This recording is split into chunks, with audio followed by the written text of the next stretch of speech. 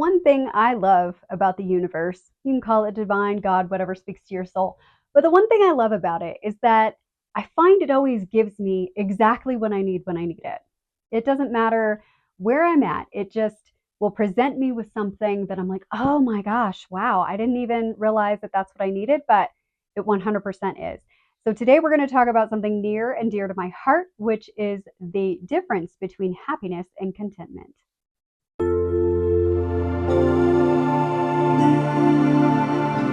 Hello, fabulous. I hope today is treating you kindly. And as I said in the intro, we're going to be talking about something that is extremely important to me. But before we do that, if you have not already, please do like, subscribe, and ring that notification bell to stay up to date on all my latest content. Your support is very much appreciated. I love knowing how this content serves and supports you. And leave a comment below. Let me know how you're doing and how I can help. So now that that's out of the way, let's talk about the thing. Let's talk about the thing that's super important to me. So we're going to talk about the difference between happiness and contentment.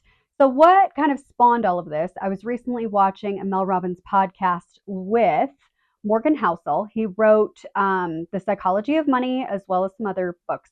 And he was talking about how people kind of get stuck in this phase where they are, spending more money than they need to. And it's not necessarily the money that was the profound aha moment for me, but it was more about what that money represents and basically the purpose behind it. So essentially, what he had said was that people spend money for two reasons. It's either to make themselves happy or to impress other people. And he talked about how most of the time we're not even aware of what we're doing and why we're doing it.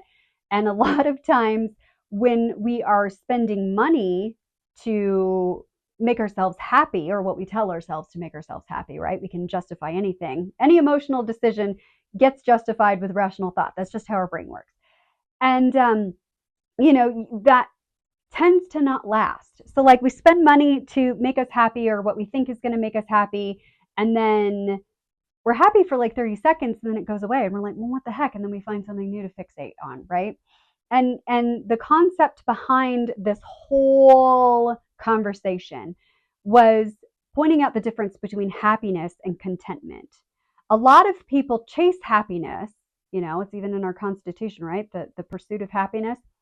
And the thing is, happiness is awesome. Don't get me wrong. It's amazing. It's wonderful, but it's temporary, just like all emotions, right? It's a thing that you experience in the moment. And then once whatever the trigger was for that happiness kind of hits its peak or expires or whatever, we're over it. And then we move on to the next thing. And why this is so important to me is I actually watched my father spend all my whole entire life, my 40 some years of life, um, my 40 years before he passed, just watching him chase happiness, pursue happiness. And honestly, if he was ever truly happy, I don't know. But um, what happened to him and what happens to a lot of us is that we keep putting off being happy. Like, I'll be happy when I get this new job, this new car, this new shirt, this bigger diamond, whatever the thing is. Like, I'll be happy when. And then we're constantly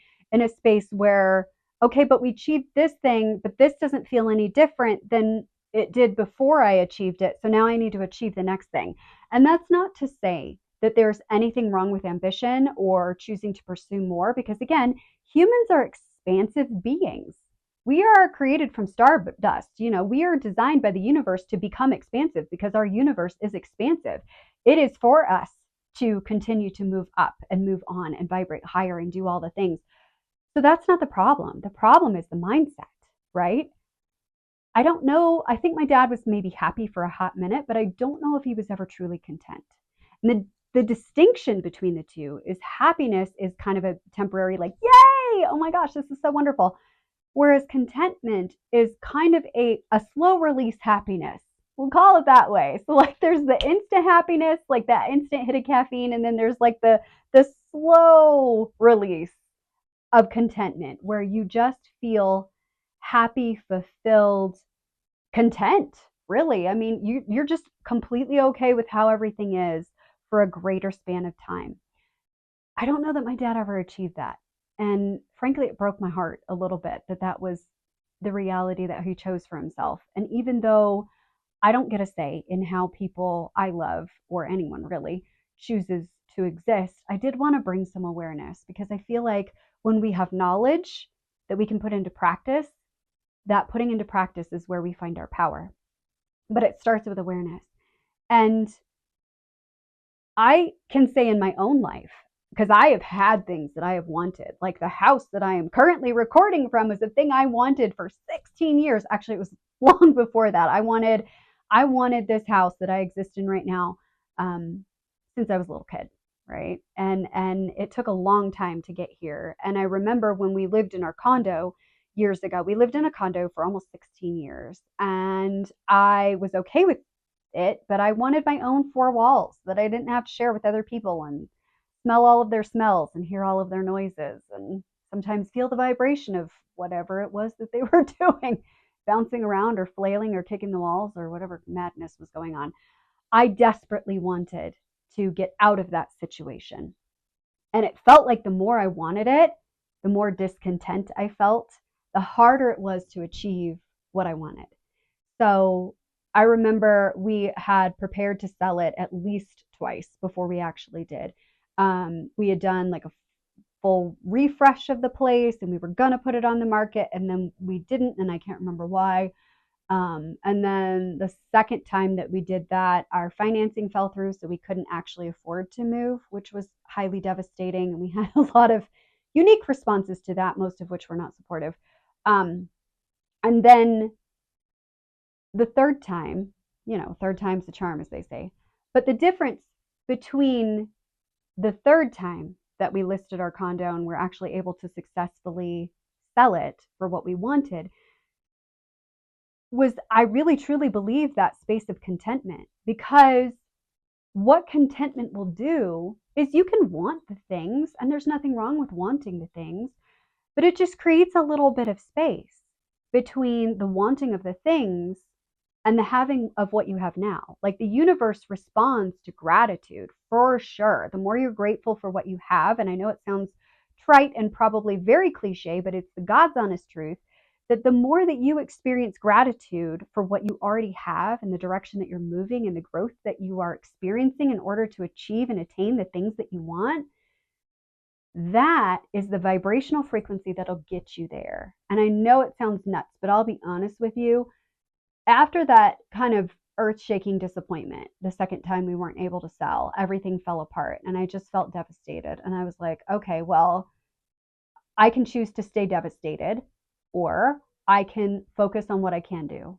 What can I do? What possibilities have I not been open to thus far in my journey? How can I achieve what I want in maybe a different way than I expected? And honestly, that was awesome. It created a lot of opportunity for different creativity, different ideas. And I started to just realize, okay, so if I'm here, how can I be okay with being here? How can I support myself? How can I just create a space in which I can be okay existing here? And, we did a few more renovations, like we painted everything. We just made it nice for us. We just refreshed the place so that our environment in which we lived felt better, felt easier to be in, felt more aligned with who we were. And in that process of just doing things that supported ourselves and changing our environment, like the carpet and the wall color and stuff like that, just making it nice so that we could have a positive experience while we were existing in that space, it served us in kind of an incremental way, and definitely in an energetic way, in moving forward towards that which we wanted. I mean, we fixed it up for ourselves, and it ended up that was perfect, because it was, fresh carpet, fresh paint, fresh all the things for the new owners to take over and, go along their merry way. And then we were able to move into a space that we actually wanted. So my point in saying all of this is, if you're in a space where you're feeling like you're chasing happiness, because happiness is not a thing that can be caught. It is not a butterfly, okay? It's something that you can experience right now. right now. And the more lasting version is definitely something you can experience with an attitude of gratitude. So moving forward, as you are experiencing whatever it is that you're experiencing, just how can you explore the idea of being happy where you are? Even if where you are is not super ideal. Let's think of some areas where you can express gratitude for what is. Like, okay, maybe the roof over my head isn't the exact one that I want, but I have a roof over my head. I'm able to pay my bills. I'm able to take care of my family. I, have a job I can go to every day. Whatever the thing is. Where can you express that gratitude and just really shift that energy from want to, hey, I am doing great where I am and I'm open to more, and oh, hey, more is great. More contributes to this area of contentment, but also I feel good where I am right now. I feel good where I am right now. Because as Morgan Housel said, you know, he talks about the gap between expectation and reality is all you need to be happy. And what I think a lot of people do, I know my father did this, is he chased the idea of I'll be happy when, but how can you be happy now? If you expect that you are going to feel differently when you attain whatever the thing is, what's the difference between that and choosing to be good with where you are right now? Like, do you absolutely need whatever that thing is to make you happy? Sure, it might contribute to temporary feelings right now, but what lies within you? Like, what do you expect to change within your being? What's going to be so much different for you now versus like whenever you get the thing? Just pay attention to that. Just be mindful of that and just maybe do some deep digging and see if it's aligned for you to choose contentment, more lasting version, slow release happiness over the insta hit high of, yay, I'm super happy because whatever the thing was, and now I have to go pursue the next thing. I think what you'll find, the same as I did, is it will shift not only your perspective, but the energy with which you move forward in your life. You still get to want all the things.